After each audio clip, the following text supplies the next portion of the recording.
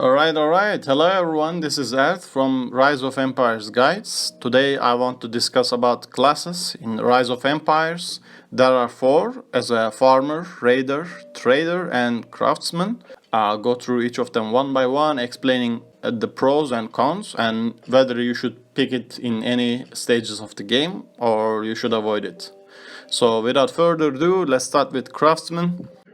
There's a reason I started with Craftsman, because I believe this is the worst one in my opinion. It doesn't have any class talents. If you click here, you can see the class talents of the classes, and the Craftsman have any.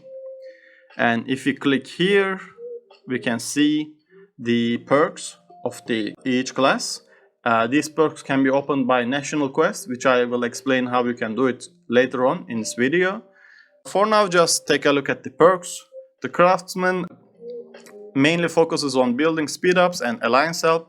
As you can see from here, when you unlock this, you can building health reduction gains plus 20 seconds for each one, and with this perk you can have plus 15 additional help chances. If we go, like you can see, construction speed increases. You can have food consumed is minus 3%, lumber consumed minus 3%. It all goes like that. We don't need to check all of them one by one. These perks look useful at the beginning of the game because you can upgrade your buildings faster. No one wants to wait for their upgrade times. Sometimes they take really too long. But first of all, if you're playing in a new state, especially, you won't be able to unlock these perks because the new state doesn't have National Quest until it's 30 days old. And you will be staying without these perks when the other people have the class talents at least to go with. You won't be having any perks and any class talent.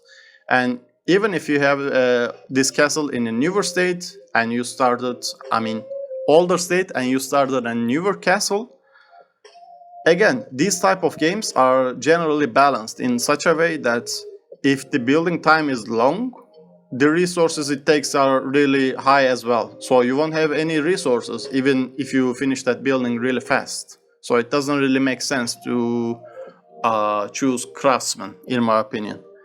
My conclusion is stay away from it. Next one is Trader. This one has a class talent, so at least it should be better. So let's take a look at it. Market is a trader exclusive building which allows you to buy resources similar to the trading house, which everyone can build in their castle. But I would say this one is much worse. The deals are not really worth it and they're not really high amounts. It offers 100,000 lumber for 50,000 gold. In the beginning this could be useful, but in later levels it will become useless very, very soon. While you have a couple of 100 million lumbers in the back, you don't really want to click for 100,000 lumber for 50,000 gold. It doesn't really scale to the late game, and it's an additional building you need to upgrade as well, and it's not really cheap, so you should keep that in mind. It also allows you to send your alliance members any resource type, but it is slow. It's it has a cart that goes from your castle to your alliance members' castle, and it is really slow. And it again only allowing you to send 50,000, 100,000 resource in one go. Even for the early levels, you don't want to send resource to the other players. You want to keep it to yourself because you're a small player anyway. And if you're a big player, sending 100,000 resources is useless. Next one is market economy, 5% off of the trading house. No big deal, it's okay, whatever. Next one is food consumption decrease, is a straight useless perk because you don't really need food and you have much more than you need anyway, so it doesn't really help you at all. Gold production 50% bonus is actually really nice. I'm not gonna lie, I like this a lot, especially at the beginning of the game. You don't have many chances to get gold. You can't hit castles at all. You can kill high level giants when you're a beginner player, so this one is pretty good in my opinion. if you scroll down, the cons of the trader class is minus 50% healing speed and 100% more resources lost when you get raided, when you get hit by another castle, which is not really a big problem. You won't be fighting as a trader anyway. You should be shielding at the weekends and you should be finding good alliance in the weekdays so you can be protected. So that is fine. If we go through the perks, trader perks are a little bit weird actually. If you check, first one decreases food consumption and lumber consumption of your troops, which is useless after the latest updates because troops doesn't really use a lot of resources anymore. Other ones, let me check. Support payload is 10,000, which is nothing. Like support payload means the card you can send to your alliance members to help them with the resources. 10,000 resources is nothing. Like you can kill a monster and get much more. And gold production 5,000 is not really bad. It's okay. Gold protection is plus 1 million, which you shouldn't be hit as a trader, so it's not really helpful. Then after this part, it goes a different path of increasing your Clash of Province score. I don't know why, like what kind of concept is this? I don't get it, but some perks give you charisma, which increases your score, gathering score increase, building score increase, and let me show you before I talk about this. Like gathering score increased by 0.04%, which is incredibly low. Like this is nothing. In theory, with these perks, if these perks were good, traders should be on top of the Clash of Province rankings. But I can safely say, I almost never seen a trader at top 50 of the Clash of Province scores. And even if they are at the higher levels, it's not because they choose these perks. It's not because they choose the trader class. Any other class can score high at the Clash of Province. You don't need this. You don't need these perks, and you're giving up a lot when you're choosing trader class instead of like farmer or raider. In conclusion, with this trader class, you can try it out in the early levels. You will have a chance to swap it out later on. So it's okay, but not really recommended. If we go back, I want to leave the raider for the last, so continue with the farmer. Farmer's class traits are Farmer Guild gives you production bonus for all resource types other than gold. It gives your class Legion gathering speed and troop load, which all of these are really amazing. Unfortunately, the gathering bonus only works on the class Legion, and that part is not really good. But it's still really good, useful. Next one is 100% gathering load and 50% speed. Again, it's pretty good. It works for gathering, which farmers are all about. Depot protection is kind of useless. Just like the trader, you won't be fighting much anyway, so getting hit shouldn't be in your mind while playing as a farmer. You should be shielding at the weekends. The cons of the farmer are 30% march speed, might and resistance decrease while fighting by 30% as well. This makes it really hard participating in the killing event, even worse than traders, because traders do not get debuffs for fighting. At least they could be hit and they could lose a lot of resources, but at least they can fight back. But farmer class makes it really difficult to fight in the killing event. But you don't need to participate to killing event. You can be gathering and maybe hitting the smaller castles at the weekend if you really want that. It could be an option for you. If not, just shield at the right times and you will be okay. If we go to perks of the farmer, these are simply amazing. It's one of the best, I believe. Even at the beginning level, 50,000 bonus food, 50,000 bonus lumber per hour of gathering.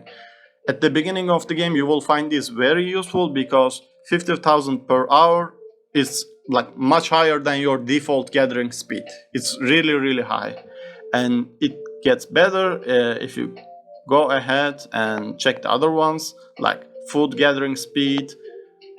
Other ones, where can I find? 20,000 bonus for iron. Gathering payload 20% higher. All of these are focused on the resource gathering, speed, payload, these type of things, and all of them are really good bonuses. Like the percentages are really high. And when you go further, you will find like 75,000 per hour bonus, etc. Long story short, it delivers the promise.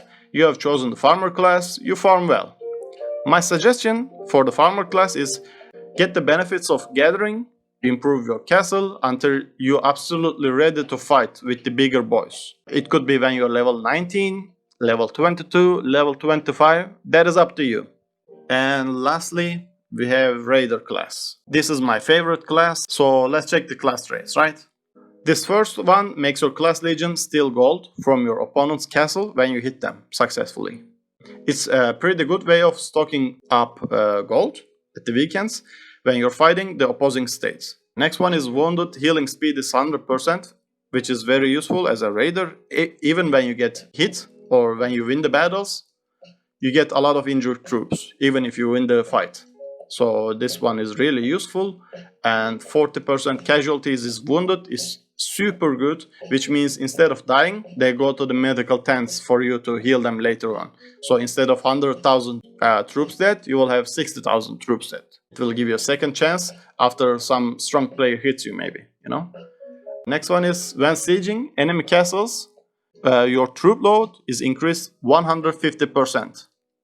This is really good benefit as well. True payload is how much you can raid from each castle, which is necessary for a raider class. And the cons are 50% load when gathering and 30% production on all resource types, including gold. These are not really bad, considering you can make up for these in the killing event. Like you cannot produce enough, that's okay, but you can steal from the enemy, you know, it's the part of the being a raider.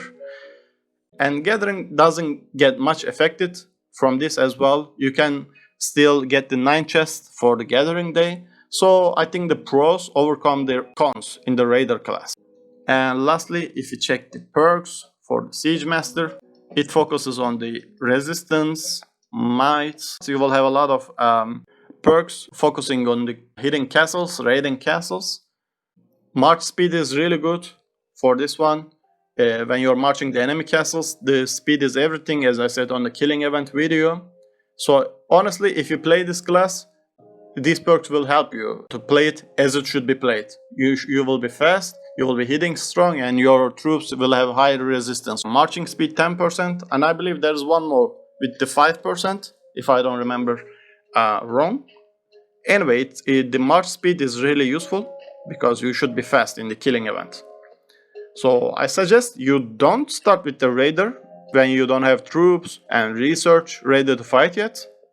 It doesn't really help you if you don't have troops to kill anyone. But whenever you feel strong, as I said with the farmer class, it could be any time that you choose, and brave enough to participate in the killing event, especially, you should switch to the raider and explore the brand new way of playing this game. So let's continue with the national quest. By the way, I came here by clicking this and class all, and you click class, and you can choose and change your class from here. The second ones will be available when you have higher national quest as a state. So I won't be explaining it right now because we don't even have it after 1 year of playing. It's not really a beginner type of thing. The second one is province quest.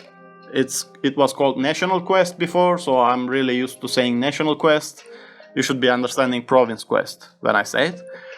This province quest gives you experience when you send your legions to this.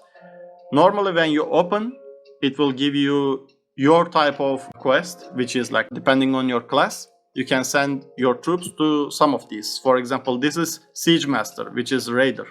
If I go to the left side, for example, this is Duchess. I think this is a Trader class. I won't be able to send my troops to here. It says your class doesn't match the requirement, cannot accept.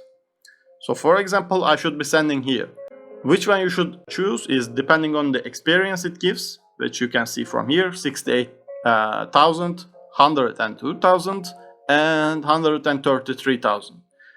The last one is, this one helps the person running the building, so you don't really have to take a look at it. The first one is the hour. This one will take 2 hours, this one will take 3 hours, and this one will take 4 hours. Generally, people choose the highest hour and highest experience one, which is this one, for example. These ones generally are filled up early. You should be setting a timer. For example, if I want this, I will set a timer for 1 hour 23 minutes exactly and wait for the last couple of seconds to send my troops here. Just for this video sake, I will send my troop here. You click one of the empty buttons here, select your troop. I suggest if you have anything to do with your troops later that day, you send the fastest troop and you send just like a couple of thousand troops, you know, the minimum amount of troops, and make sure to take out your gear from this legion, because this legion doesn't need anything. It just needs one soldier and no equipment needed. So you can use this equipment and the soldiers for other things, such as like killing monsters, killing giants, maybe attacking other players, whatever. Like, it's up to you. So you can choose this. For example, I will choose this one just for the example. 9 minutes, and you click march. When you click march, you will see your castle, and your troops are going to the throne area, which is one of these buildings. Which one I sent? I cannot see. Okay, my troops are going to this building, which is Knight's Temple. You can also see the national quest from here. You can click view, and you will see the same thing. As you see, I'm right here marching to the Artisanal quest on this position. When it countdown is over, you may go on the quests. This one will take 2 hours. After 2 hours, my troops will come back, and I will have 68,000 experience gained. You use these experiences, let me go back to show you, to upgrade your perks for your class. So if I go here, I'm Siege Master level 76, and I have 730,000 experience, and I need around 220,000 more to be level 77.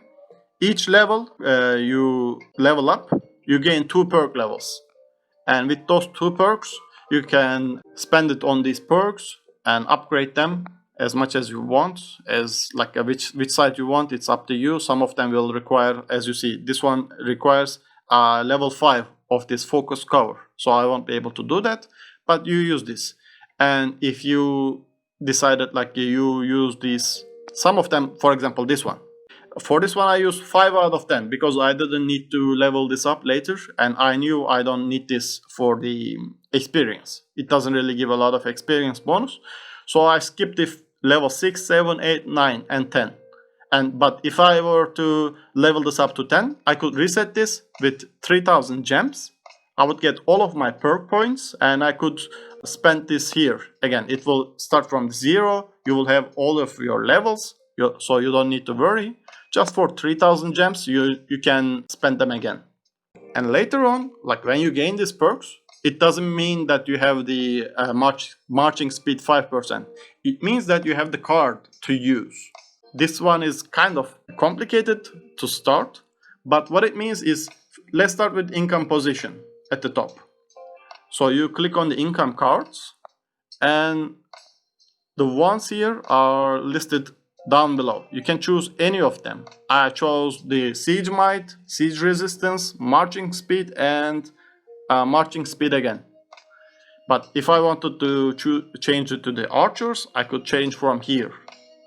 Change from here, you click save at the bottom next to here, and it is saved for the day. 24 hours later you can change it again, but generally you put these and you forget about them unless you get a better card.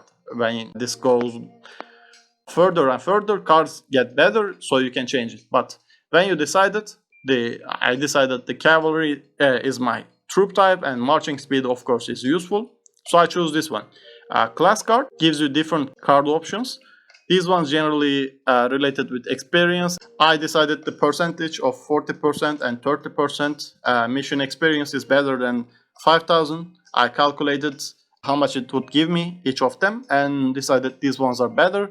And daily acceptable national quest is a card that you get later on, which allows you to actually send 2 troops to the national quest instead of 1. So you can have double the experience for the day.